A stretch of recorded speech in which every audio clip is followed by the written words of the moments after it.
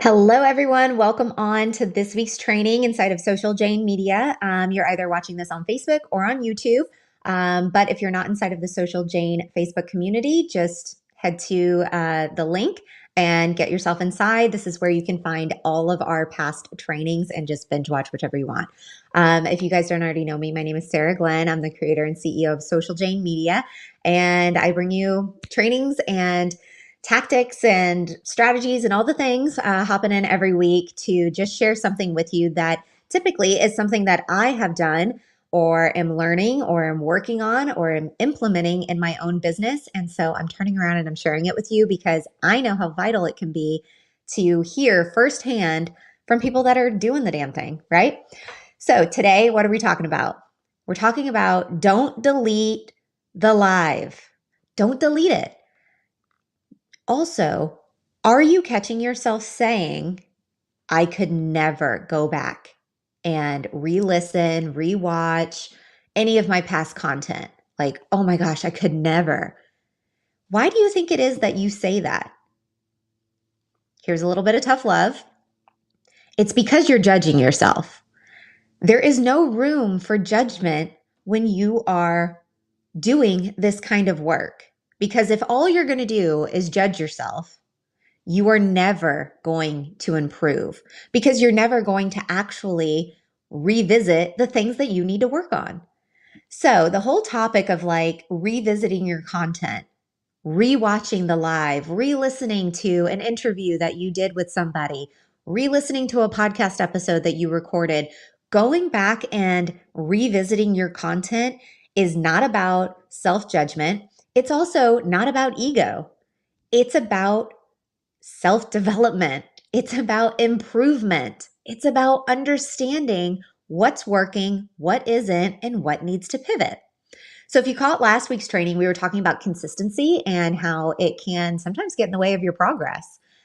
This actually ties pretty nicely into that topic because let's say that you are consistently going live once a week, or you're consistently, putting out a podcast episode every single week. Excuse me. And let's say that you're not getting a ton of engagement. You're not having a lot of conversations because of it. You're not making sales because of it. Like, think about what is currently happening in your business and what you are currently being consistent with. Then ask yourself, are you actually revisiting the content that you have previously done to ask yourself certain kinds of questions? Like, did you even introduce yourself? Do people even know who they're watching if they were to catch the video? Did you do what you intended to do in that video, in that recording? If you were looking to educate, did you educate? If you were looking to inspire, did you inspire? If you were looking to offer and make a sale, did it happen? Did you make an offer confidently, right? And then, of course, did you have a clear and direct call to action for them to do the next thing? And I'm not saying that every single video or, piece of content that you have has to have these elements in it. But if you're expecting to have conversations and make sales, which are most people growing businesses online, then you need to be able to look back at your content and be able to analyze, is it working? Am I having conversations? Am I making sales? And if not, why not? And you're never going to find that out if you don't go back and revisit your content. So if you're on my email list, you saw my email go out on Monday where I was expanding on this a little bit. And that's how I do my content these days, right? I send an email, tells you about what kind of you're going to be expecting for that week's training. And then I do the training on Friday, right? So it sort of comes full circle for the week. And this is how I like to do my content. It's something that I can create consistency around, and it's how I like to show up. And I continue to do this because I go back and I watch my content, not in its entirety all the time, but I do go back and I listen to my content. And I'm not sitting there going, oh gosh, my hair looked bad that day. Ooh, I should have, wore different jewelry. Oh, the lighting was kind of, no, those are not the things I'm looking at, because honestly, those are not the things that matter. People don't tune into your lives because your makeup was on point that day. They're going to tune in because of the value that you're bringing when you show up and you speak about something. So, all that self-judgment and that self-doubt and all of those limiting beliefs, throw them out the fucking window because they don't have any place here. If you're growing a business online, you have to be able to look back at the content that you're creating with unbiased eyes and say, okay, did I achieve what I intended to achieve when I took that action? And if not, how can I pivot in order to do so? Because why would you want to continue repeating something that isn't working?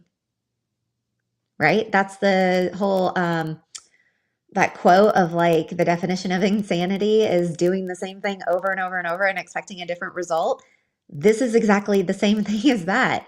If you are going live every single week, but you are not having conversations with new people or your existing audience, and you're not having human to human conversations, or you're not making sales, then something needs to shift.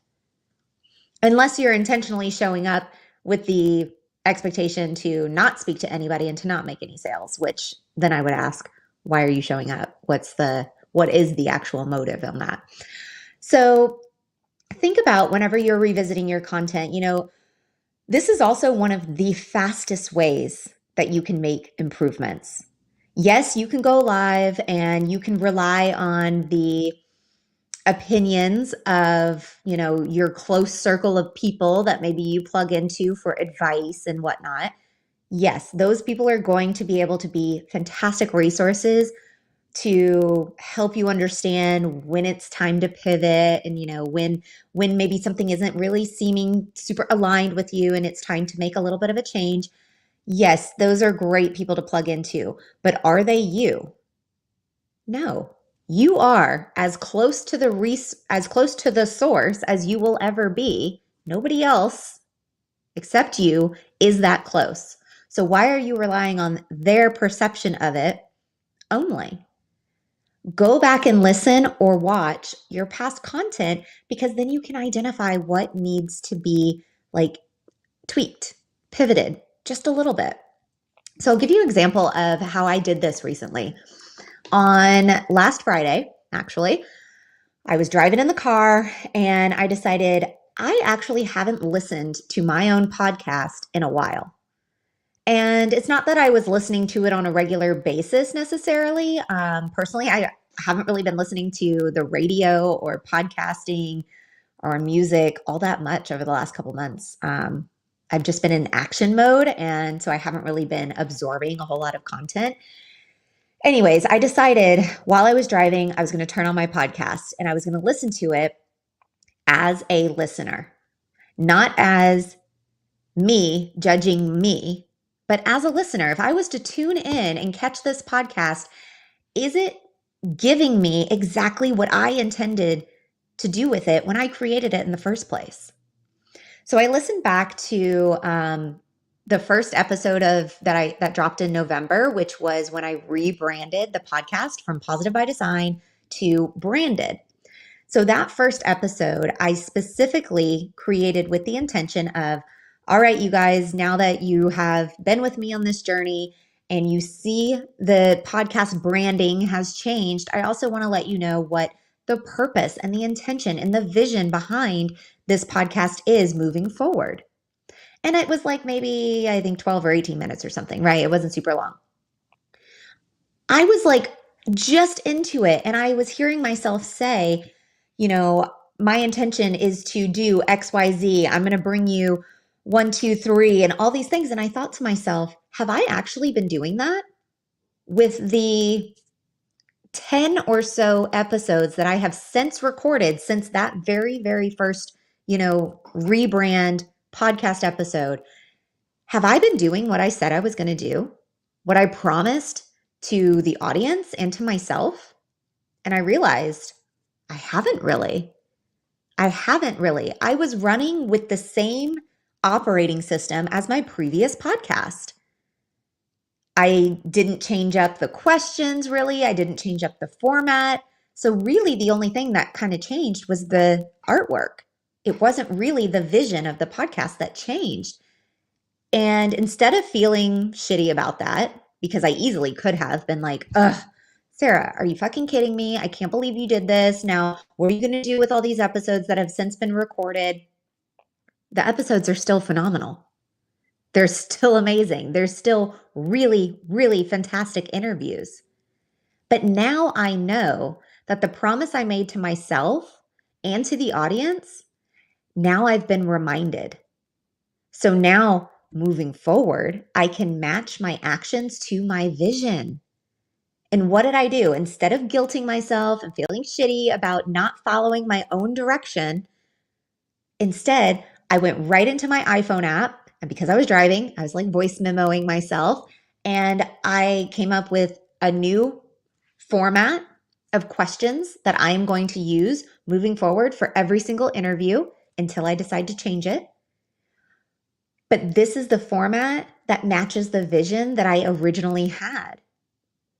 And so I'm completely being transparent and vulnerable with you guys, saying that, yeah, I did kind of fuck up, but also I still know that the content that has been provided is highly valuable and really, really, really good.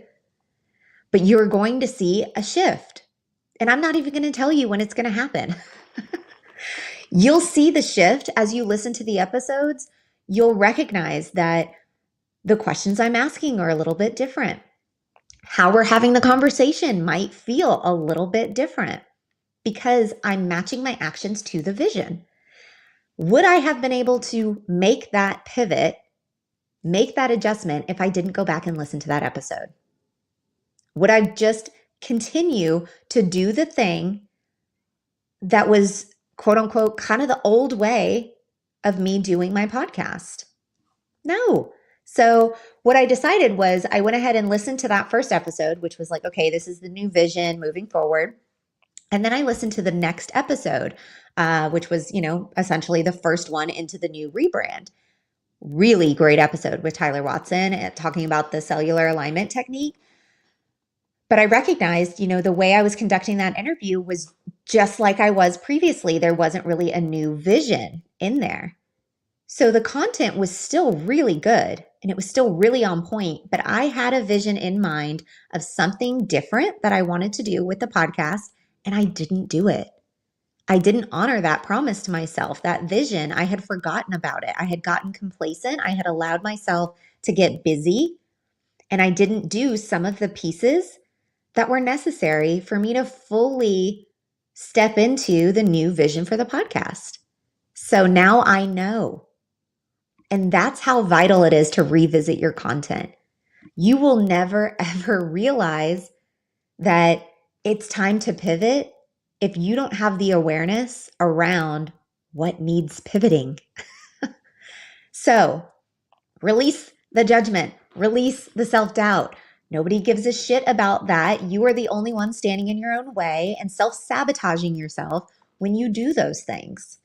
So I do have a couple suggestions, which I mentioned them briefly here, but when you go back to listen to your content, now these are suggestions for people that really struggle with watching back or listening back to their content. Now, little disclaimer, I guess, if you really struggle with this, like you have insane feelings of like hatred and guilt and doubt, and it just ruins your confidence when you go back and watch something you've done, an interview, a live, whatever, that's a deeper issue.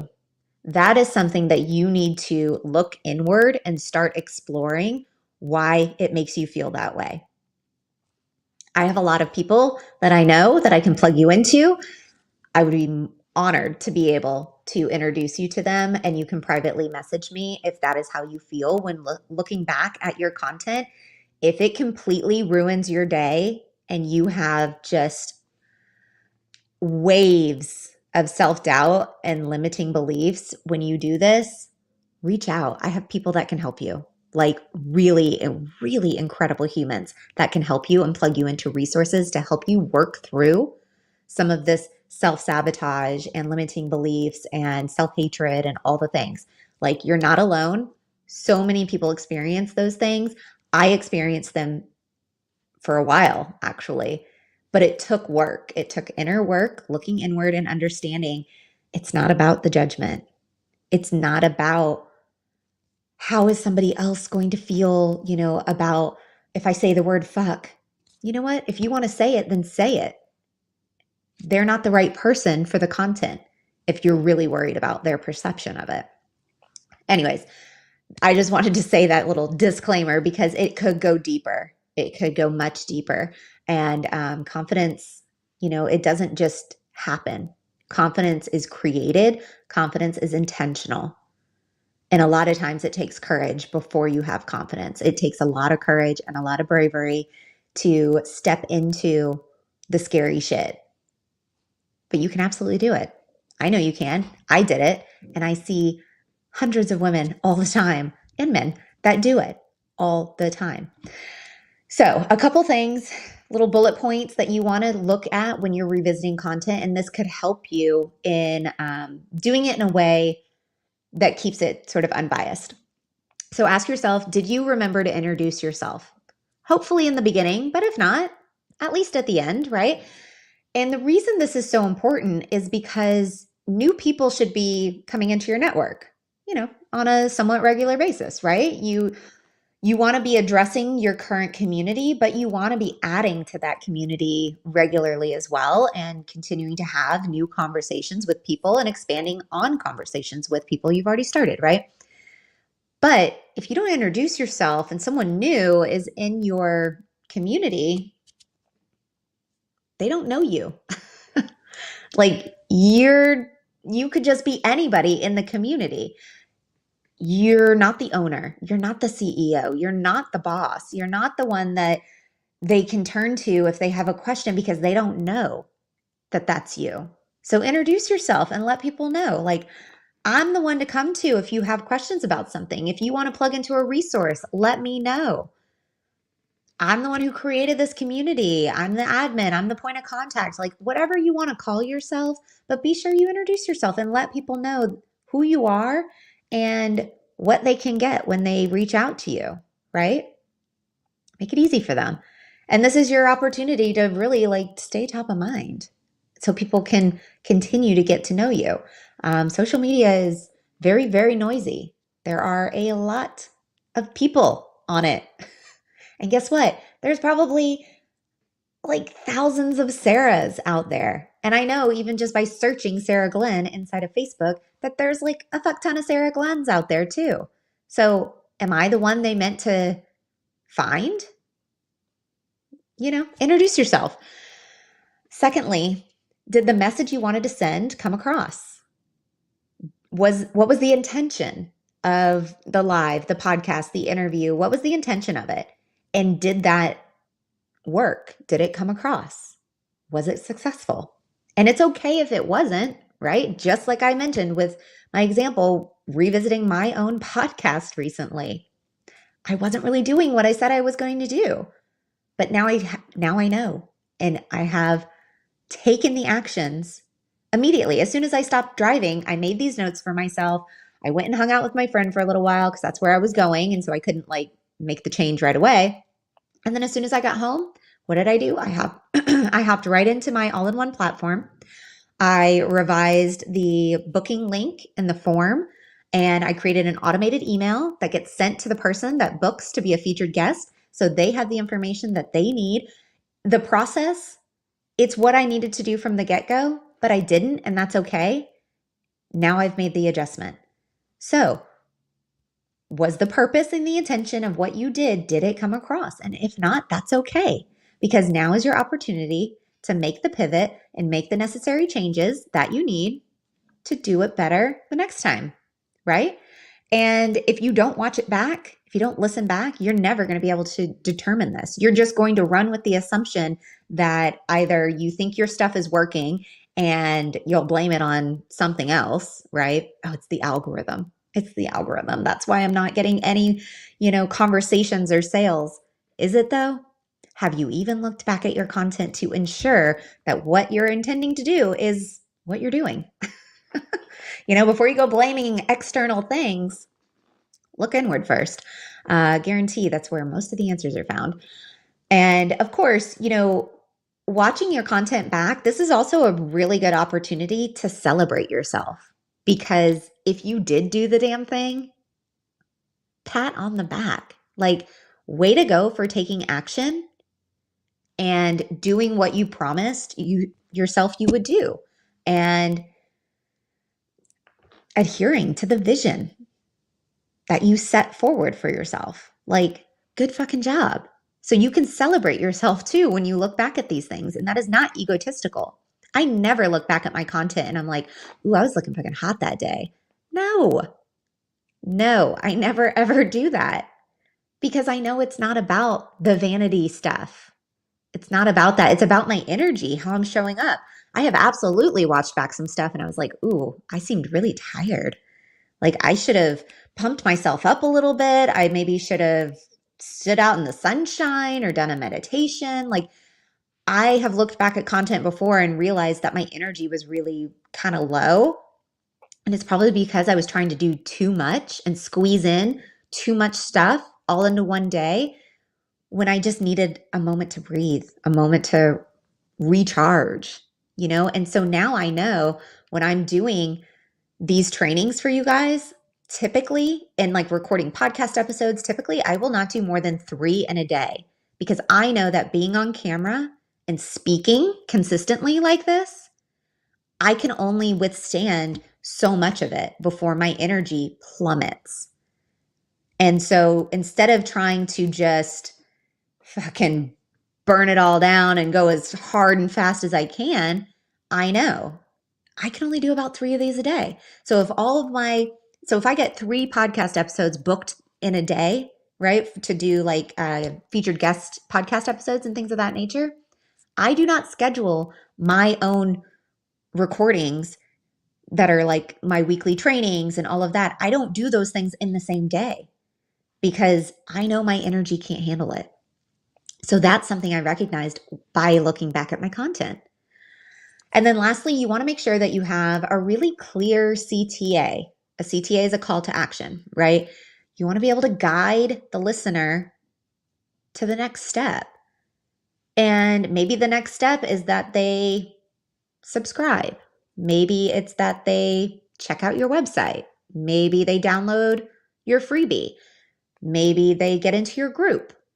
Maybe they buy something. Maybe they book a call. Whatever it is that you have going on in your business, your call to action doesn't always have to be the same.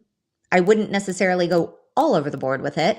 What I'm doing personally for my business is my call to action almost always is going to be to go to my website, because I have designed the website to have everything that anybody would want to plug into and to connect. My freebie is there right on the homepage. My resources tab has free downloads, has my Facebook community. My podcast tab has my podcast. My services tab has how people can work with me. My contact tab has how people can contact me. So instead of confusing people and saying, hey, go do this, no, just go to socialjmedia.com and have fun. Scroll around, click around. There are multiple ways to do free things that plug you in to what I'm doing. And maybe it gets you to connect with me, to book a call with me, to explore what working with me looks like, to get some free information that I've created. And I'm doing that for a lot of my clients too, actually. Moving into this all-in-one platform is we're getting into a place where instead of having something like a milkshake or a link tree, which are great, don't get me wrong, those are fabulous. But when you get to a point of wanting a website for your business, create it in a way where it is the one-stop shop that you can always send people to, and it has everything they need. And what's so great about the all-in-one platform is it's so easy to edit. So like if your freebie changes, boom, change it out, right? If you need to make an update to a calendar booking, boom, change it out. Like it's all there in one place. So anyways, that's a whole nother conversation. But your call to action, make it super clear. Let them know where to go. Connect the dots for them. If you don't tell them what to do next, guess what they will do? Nothing. More times than not, they will do nothing. They'll be like, oh, cool. That was awesome. Like, heart, maybe, hey, replay, whatever they do in the comments, and then bye. Like they're gone. And a lot of the trainings that I do, sometimes I don't have a call to action because it's strictly just informative. I'm just showing up with some value. But almost always, I'm going to encourage you to get into the Facebook community because that's where everything is housed, right? All in the guide section. You can just go and have fun, binge watch all of it. Or just go to my website. All the stuff is there. So I've really worked on simplifying my message because I think for a long while I was confusing myself as well as the listener. And so having a very clear call to action, it can be a game changer for you. If you're wondering why people aren't doing the thing you want them to do, first ask yourself, are you even telling them what it is you want? And do you have access to it for them? That's easy, right? Like they're not going to have to go find it somewhere. You're giving it to them. So those are things to really remember. And, having this approach, this perspective of revisiting your content and not deleting it because you feel like judgment and doubt and, it's eating into your self-esteem, use it as a resource because that's exactly what it is. And let's be honest, if someone was to go and see that piece of content that you're about to delete, how do you know that it's not going to speak to them? Just because you feel judgment around it, why are you making that decision for somebody else? Somebody else might actually really appreciate how real and raw and unfiltered you're showing up. So while you're judging yourself for, oh, I didn't look good that day, or, oh, I can't believe I was like stumbling on my words, whatever the case is of why you're feeling self-conscious about it, ask yourself, is that actually the thing that might help connect me to the person that needs to see this, to someone else who might be struggling doing lives, and then they see me stumbling on my words, showing up with, not fully done up, and now they have confidence to go and do it themselves because they're like, whoa, okay, anybody could do this. Any regular human could do this. You don't have to be a millionaire. You don't have to have a business model already in place. You could just show up. So I hope that you found this interesting and really put it into practice. Like I encourage you, anybody who has ever deleted their content in the past, I would encourage you to go back to your most recent piece of content, live, podcast, interview, whatever it is, go back to your most recent one, revisit it, and take notes. What can I do to improve upon my presence, how I'm showing up, the message I'm delivering, how I'm doing it, my energy in it, the questions I'm asking, my introduction, like what about it can be improved upon? Because we're always evolving and growing. You don't have to have judgment about it. All right, I'm going to stop it there. Thank you so much for tuning in. As always, I always appreciate you guys. If you have anything to say about this, drop it in the comments. And of course, get yourself into the Social Jane community. And you can do so by visiting socialjanemedia.com. All right, I'll see you.